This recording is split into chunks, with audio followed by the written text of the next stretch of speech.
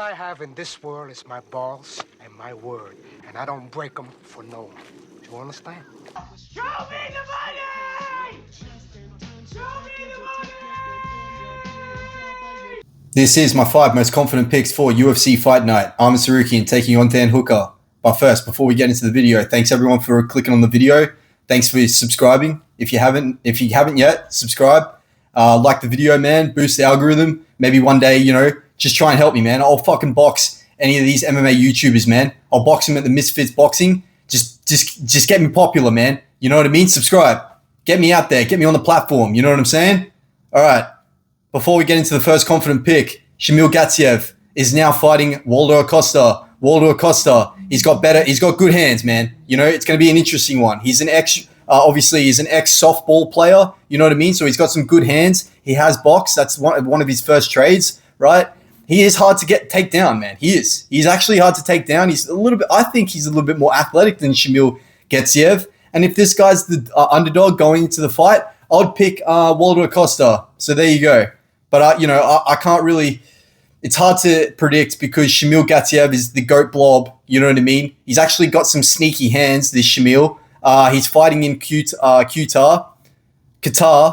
And, obviously he'll have the crowd with him and everything. So, he's had the full camp. I don't know what Waldo Costa's been doing. But, if Waldo Costa, he can throw some leather. You know what I mean? So if Waldo Costa's the underdog, I'll take the underdog. That's the pick right there. Anyway, my first most confident pick is Ian Garry piecing up the big head Belal, right? I think at this point in Belal's career, he's just inside his own head, man. I think, when he went into Jack Della Maddalena fight, he said he was going to stand and strike with him, but look what happened. He just ended up piecing up.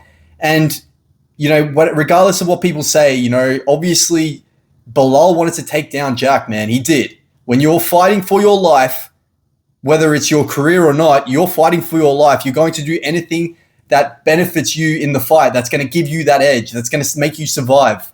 Clearly, Belal did try to lean on that, but he's just not as good as Islam. Islam is strong, man. I can't believe people thought that Jack was going to be the bigger guy. Jack walks around at 86 kilos. Islam walks around at 88? You know what I mean? 88 kilos. And then, 1 minute people are saying that Islam was the bigger guy at lightweight, too big for lightweight. Then the next minute, people are saying that Jack was going to be too big for Islam. Make up your mind. You know what I mean? Anyway, Ian Garry, he's long, he's rangy, he's good with his strikes. He's shown us that his grappling is a lot more improved. He's the hungrier guy going in here. Belal's the guy that's in his own head, that's already been there. That's you saw him. Ian Garry went to go shake his hand at he's sitting down at dinner. You know what I mean? Belal's inside his head. He's thinking it's a threat. Ian Garry's just going up and shaking your hand, man. Have a good fight. Let's have a good fight, Belal's taking it serious, taking it to heart. It's pretty funny. I think Belal's inside his own head. It's the second time now that he's saying that he's going to strike with Ian Garry. I think there might be some underlying issues here. I think Belal probably can't really maybe grapple anymore. Maybe there's an underlying injury that we don't know of. Anyway, regardless, I think Ian Garry's going to piece up Belal's big head. He's got the bigger cage to work with as well. He's a hungry guy. And yeah, give me Ian Garry all day over Belal, man. I think Ian Garry's going to get a good win. And, it could be a third round TKO. So, I might actually predict Ian Garry by third round TKO over Belal Muhammad. But don't be surprised if, it goes to points. You know what I mean? Ian Garry just pieces him up. But I'm going to call it third round TKO. But I got Ian Garry all day over Belal. Moving to our second most confident pick, we have a Luke Riley getting a very good win over Bognrad. Bognrad's very stiff. He's a very stiff fighter, stiff striker. You know what I mean? He's kind of that, he's like an NPC, I feel. Luke Riley's going to go in there nice and loose, man. It's his debut. I think Luke Riley's going to end up chinning a Bognrad, and, people are going to say, Bognrad was mid. But I'm telling you right now, and I've seen some people take Bognrad in this fight, you're crazy. You're crazy. I think Luke Riley's got momentum here. I think Luke Riley's going to be the hungrier guy. He's 11-0. He's undefeated. He's got some very good counters. Luke Riley loves to sit on the back foot and counter, man. He does. And he's improved his striking, I feel, I feel like a Luke Riley can get a first round KO in this, man. Bognrad's going to be stuck as a stiff, stuck in the mud striker. Luke Riley's going to catch that chin, man, I reckon. And I reckon he's going to, I reckon Luke Riley counters him, catches the chin, puts him away. So I got a Luke Riley first round finish over Bognrad. Our third most confident pick, we have Volkan Oezdemir piecing up Alonzo Menfield. Volkan Oezdemir, we saw in the Carlos Hulberg fight, yes, it went to the decision and he lost on decision against Carlos Hulberg, but it showed us that he could put the pressure on and take those shots, man.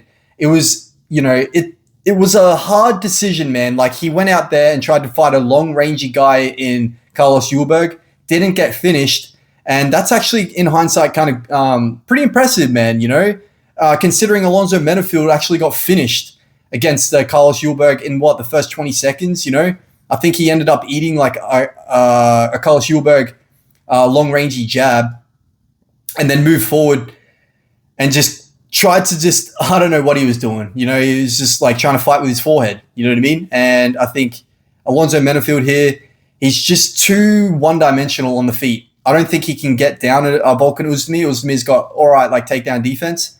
Volkan Özdemir's got big legs too. He's got big quads. So he's got some power in those legs. He's got the way better boxing too. So I've got a Volkan Oezdemir, and I think these boys are going to end up, two worlds clashing here. I think Volkan Oezdemir is going to get a first round KO over Alonzo Menfield. Moving to our fourth most confident pick, we have a Sigid Zakamev taking out a Dalby. And I'm going to say it's the first round, man. I think Dalby's out. He's out. He's out of the door, man. I think Dalby, he's at his days. He's 41. His style is basically like, he just wears down too easily, man. I think he does too much movement for what he actually needs to do. He's been known to be the heavier breather kind of guy. But just, when you're moving too much, when you're not doing as little, that's why very good fighters are very, very composed. I think at Dalby in his career, he's just not as composed. He's not a composed fighter. He's a 41-year-old that's not composed at all. And I don't like that. I think he does too much for too little.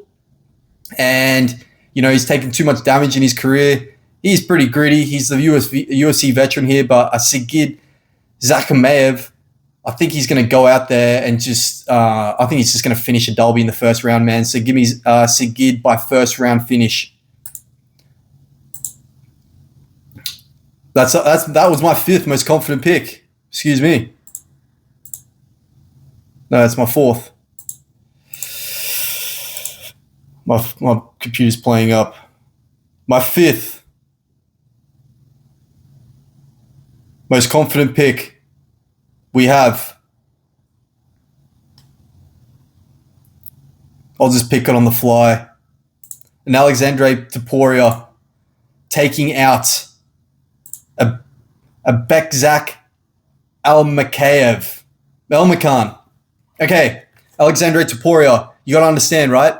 These boys, yes, for 5 years, we haven't really seen much of Alexandre Topuria. He's just made his debut. He made a hard, he went with Colby Thickness, right? Colby Thickness is hard to put away. He's very weird and on the feet, right?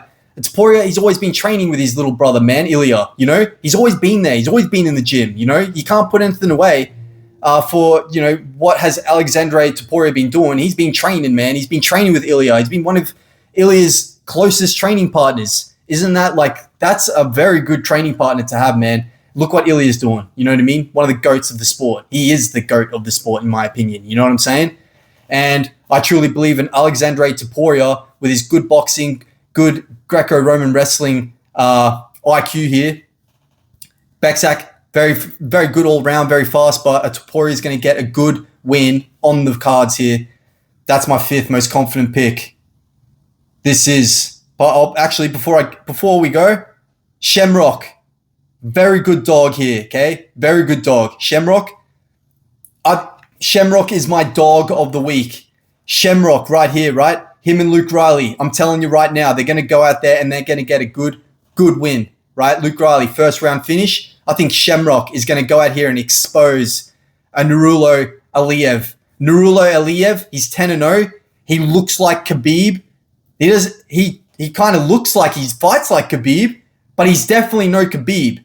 If you notice in his previous fights, right? In his previous couple of fights, this guy's been putting his neck into submissions. Like, he is just so prone to being submitted by someone that's just so crafty at submissions. And I really, truly believe the UFC is setting up a Shemrock to expose this guy, man. He's 10-0. I feel like this guy's been, like, dodging, like, hard fights, you know? He's nothing special. He's pretty mid. And I don't see anyone picking Shemrock, man. And Nurullo Aliyev is mid. I don't see anything special about this guy, man. He is literally the Dollar Tree of a Khabib Nurmagomedov, man. This guy ain't nothing special, man. And I can see a Shemrock submitting this guy in the first round, man. Nurullo Aliyev is either going to get clipped or submitted in the first round. And I'm going to say Shemrock's going to submit him in the first round. Nurullo Aliyev's going to put his head into a submission. That is my dog of the week. This is Punches and Profits, and I'm out. Peace.